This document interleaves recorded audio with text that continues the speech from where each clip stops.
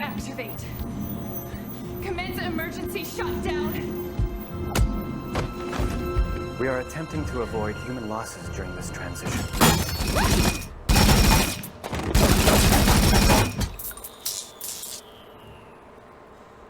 You know, somehow, I told you so just doesn't quite say it. Oh, sorry. I was just, hydrating for the amount of bullshit that I'm about to go through. What did I tell you? What did I tell you? Just watched Rings of Power last night, episodes 1 and 2, and we're going to talk about it. We're going to talk about all of the wonderful nitty-gritty stuff. We're going to go through every single thing. We're going to go through episode 1. Here's the thing. There's good and there's bad in episode 1. But mostly bad. The bad really kind of outweighs any of the good. And you'll see what I'm saying in just a second. But man, I'm just not surprised. I'm not surprised at all. Like, I wouldn't be surprised. I knew it was going to be horrible this whole time. It's been building up the entire time. I've known that it's going to be horrible for months, and this all just confirmed everything. It's horrible. Poison! Okay, but I want to give the show enough credit, so we're going to go through the stuff that was good, and then we'll get to all of the horrible stuff, okay? So let's get to the good stuff first, because it'll definitely be the shortest part of this video. Oh, man! Okay, if it seems like I'm desperately grasping at straws with every fiber of my being, know that I am. Because basically the only good thing about the Rings of Prime is the aesthetics. And what I mean by that is the music and the visuals. The music is pretty and is interlaced with each civilization, giving off each one of them their own theme. Kudos to Bear McCreary for the music. The man has talent. There's some really beautiful establishing shots, really showing off how gorgeous New Zealand is, and beautiful sets that are really, truly impressive. There were just a few shots that really did make me feel like I was back in Middle Earth, like the whole wooden statue carvings representing those that died in battle, or the tree where Gil-galad holds the ceremony. And Tolkien was a lover of nature, so it was nice that they put some emphasis on it, you know. They also had some really cool shots of the fight against Sauron, and have built him up in kind of a good way. They've made him seem pretty menacing and like this evil character that we're gonna see one day. Hopefully they don't friggin' screw that up.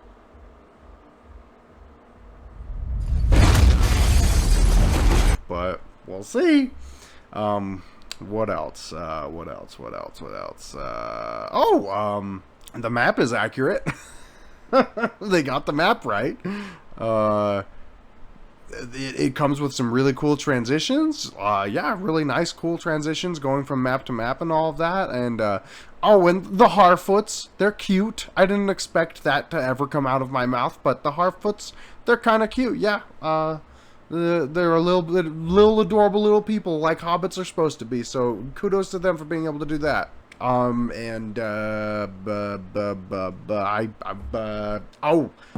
really like the actor that plays Gil-galad, whatever his name is, Benjamin Walker. Benjamin Walker does a great job of playing Gil-galad. He looks noble and he looks the part. He looks like an elf, so I like that a lot. That's about all I can think of. Really? So let's get into the horrible stuff, shall we? Oh. You'd think that this show would have more going for it, considering they've already invested like $1 billion into it. But no. I'm actually starting to believe some of the rumors that the whole show is just a giant money laundering scheme, because they've put like virtually no effort into making this show good. Even just on a superficial level. If you don't know anything about Tolkien, the show is still not good, okay? So let's get this over with, shall we? You're entering a world of pain. There's so much that is bad in this first episode that if I really wanted to, I could probably make a whole video that would be like 5 hours long. But because I think it's a little excessive and ridiculous to make reviews longer than the actual show or piece of media itself, we're gonna try to keep it short and sweet. First of all, the dialogue in this show is absolute cringe. I really thought that the things that would bother me the most about this show would be the raping of Tolkien's work. But in this first episode, the thing that got the most cringes out of my face, back, and spine was the dialogue. It's clunky, cheesy, and so on the nose that it makes having your sneak up to 100 in Skyrim actually look sneaky. The thing about good dialogue is that it sounds natural when the characters say it. The thing about bad dialogue is that it sticks out and takes the viewer out of the world and realize that they are just watching two adult pretenders reading a script. The dialogue in Rings of Prime is about as natural as a train growing wings and flying to Mount Olympus to buy sneakers. What is even worse about the dialogue is that 99% of it was made to be put in the trailer. Please tell me if any of this dialogue sounds like it would actually be shared between two human beings, okay? It is over. I am grateful you have not known evil as I have, but you have not seen what I've seen. I have seen my share. You have not seen what I have seen. Evil does not sleep, Elrond. It waits.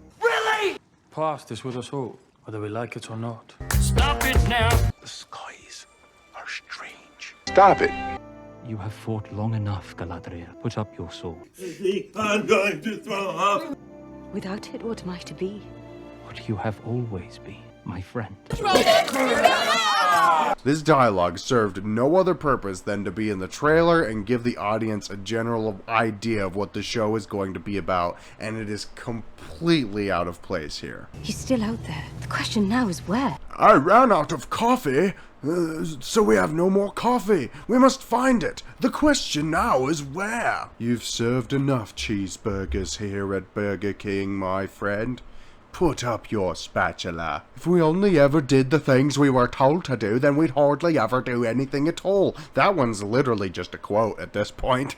That's how cringe it is, man. If we didn't do everything we weren't supposed to do, we'd hardly do anything at all. Boy, what's wrong with you? Normal people don't talk like this, okay? Even in the Lord of the Rings movies, they had a Tolkienian feel to them, and they actually picked lines from Tolkien's work.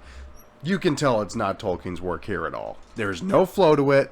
It is so blocky and unnatural it makes oil rigs look like weeping willows.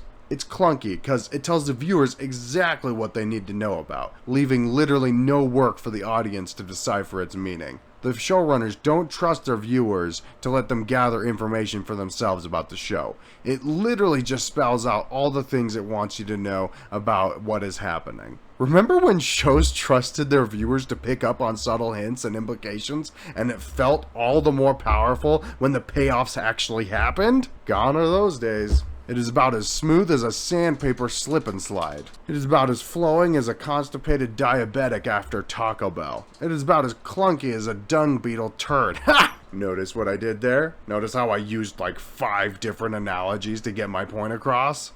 Yeah, Rings of Prime is doing the exact same thing. That's the other problem with the dialogue. I swear I counted at least 5 times in the first episode that the dialogue used an analogy to describe something instead of just describing said thing. Rocks sink because they don't look up. What? Spring rain of the remnants of a spoiled carcass.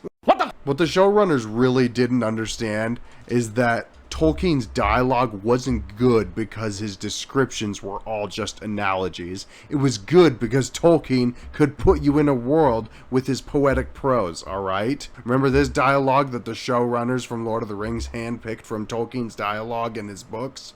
End? No, the journey doesn't end here. Death is just another path.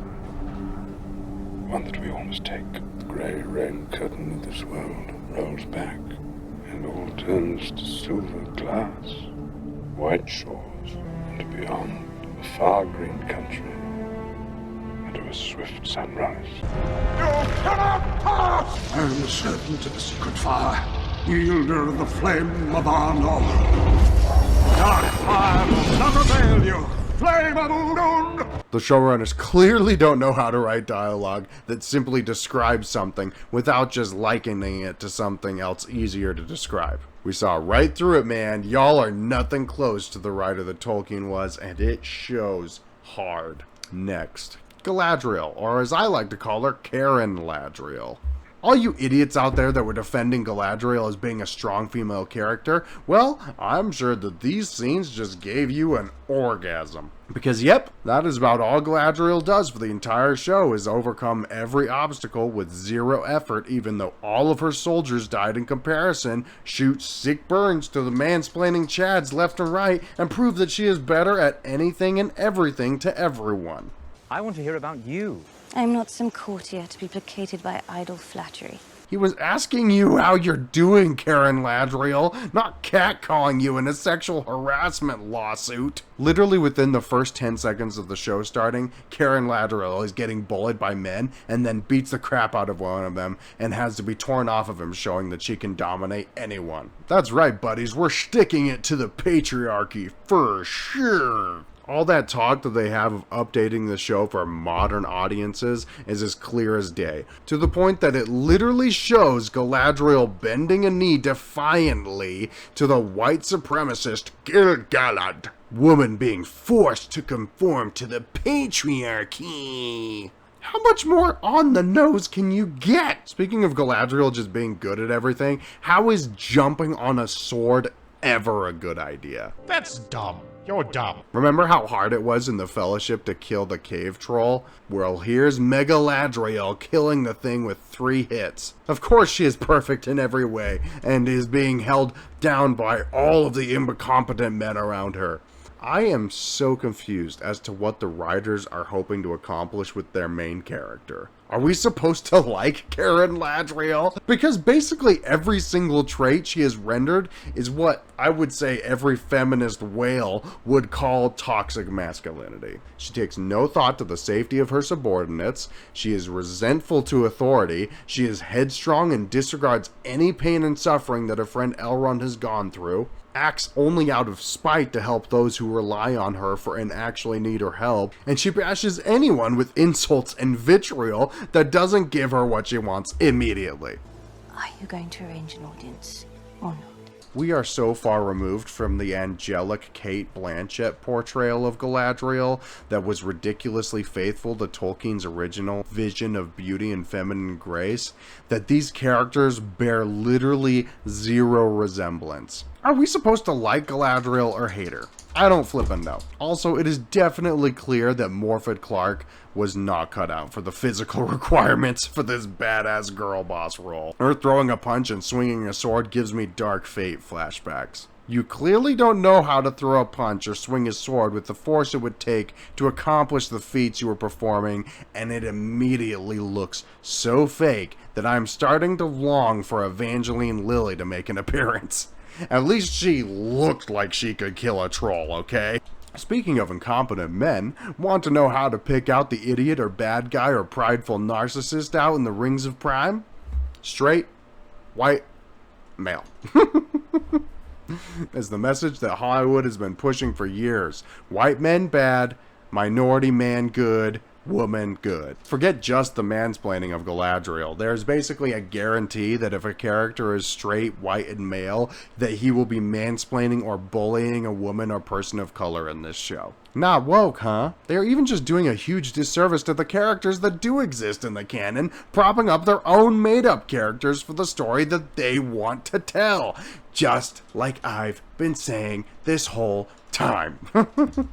These words I speak are just fact. I don't care about your characters you've made up because they have no roots in the mythology. And the ones that are in the mythology, you've turned into nothing that looks anything like Tolkien wrote. Elrond is a little bitch, and Gil-galad is such a bad leader that he doesn't even know how to write his own speeches. See, I'm getting unhydrated. So much bullshit coursing through my system, it's making me need to rehydrate halfway through. Clearly, the writers have no respect for Tolkien's characters. They have no resemblance to their Tolkienian counterparts, and it's disgraceful. Both Gil-galad and Elrond were great warriors during their time, and they have been relegated to self-absorbed politicians and nothing else. Again, please show me any evidence that these counterfeit quacks gave any effort in diving into the source material. I'll wait. That was the one thing that I thought was going to be a saving grace about this show, was the fact that they had quite a good amount of characters that were canonical, but Now that you've rendered them to not even look like anything they were in the books, it basically negates any of the grace that you might have received from that. What also makes no sense is the amount of times that they try to reference the Peter Jackson trilogy in just like subtle ways here and there, including literal pieces of dialogue that sound like they were deliberately copied from them. What is this new devilry? What devilry is this? You will linger on. You will linger here. Frodo has passed beyond my sight. She has passed beyond my sight. Including the visual stuff too. You cannot look at this fell beast and tell me that it looks any different from the Witch King's mount. That, and there are several examples of this in the second episode, but we'll get into that later. This just draws what are probably super unflattering comparisons to Jackson's superior first trilogy, alright? All you're doing is making us want to go back and watch something that's way better. Something, mind you, that also had much better looking armor than this papier-mâché shit. And elves that actually knew how to hold bows.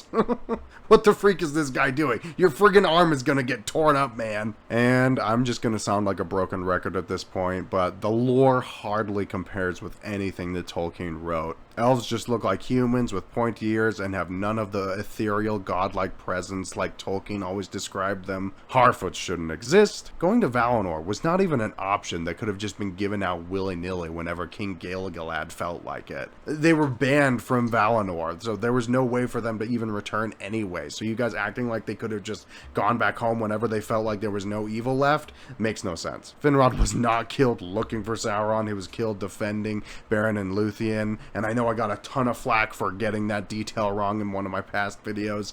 Thank you for correcting me, but know that there's so much Legendarium, sometimes I forget small minute details, so get off my back about it. They just skip over entire Legendariums that do have pertinence to the situation they currently find themselves in, like the kinslaying, the fall of Gondolin, all of that good stuff. They give Morgoth's defeat as such an offhanded comment, even though it was probably one of the most significant things to happen in the history of the world. They're kind of just like, oh, we defeated him. Yeah, Morgoth got defeated. We got him and bye. He's gone. Nothing else. The most evil character that has ever existed in all of Tolkien is just, we mentioned him once and now he's gone. Showed some generic battle scenes and we defeated him. Oh yeah, look at all these dead helmets and stuff. Look, we defeated him. I'd much rather watch that show than this show.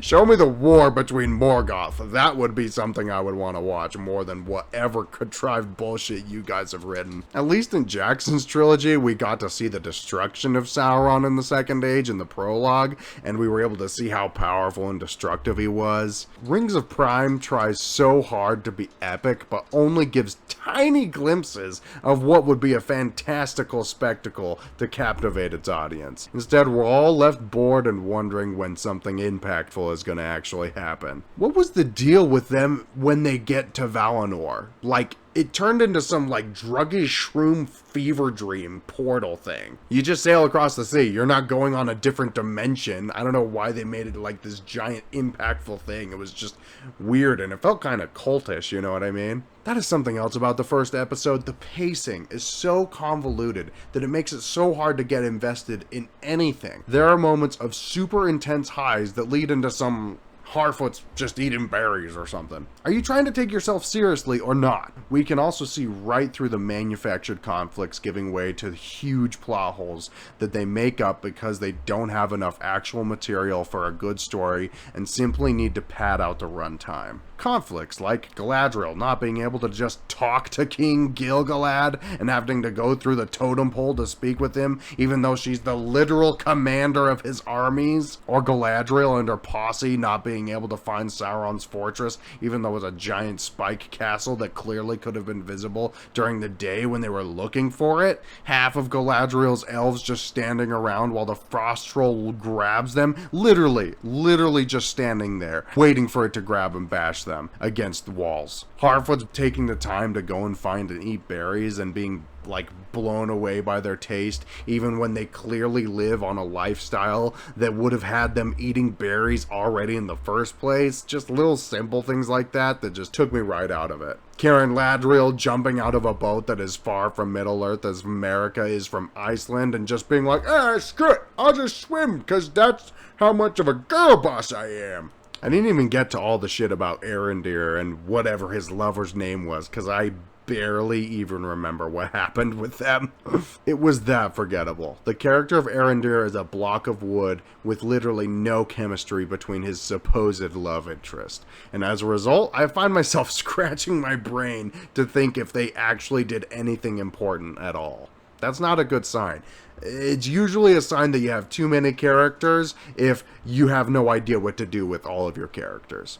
I heard an article say that if you read anything in Tolkien's universe, then you shouldn't watch Rings of Power. And I couldn't agree more. Maybe I would have enjoyed the series a bit more if it was just doing its own thing.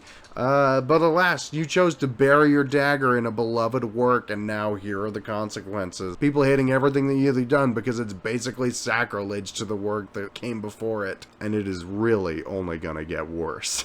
You think the reviews on Rotten Tomatoes are bad? Man, I cannot imagine how horrible it's all gonna go down. Hopefully Amazon gets the message and just cancels this show after one season. Even though I would have literally nothing to talk about on YouTube after that. And again, to all those people that accuse us of who basically were hesitant going into this show and pointing out all of the massive red flags, who were just calling us racist, bigots, and misogynists, it must hurt to know that all of our anger was completely justified.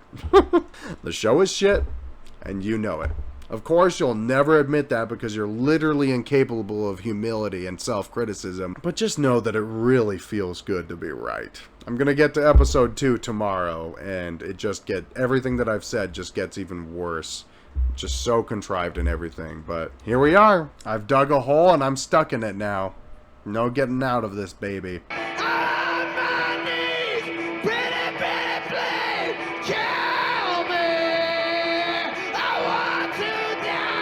Thank you for joining me on this journey into the utter darkness before us. We will tread on into the darkness. Whatever, I don't know what I'm saying at this point. Stay tuned for episode 2, because, yeah, like I said, it's just a shit show. It just gets worse and worse. Bye!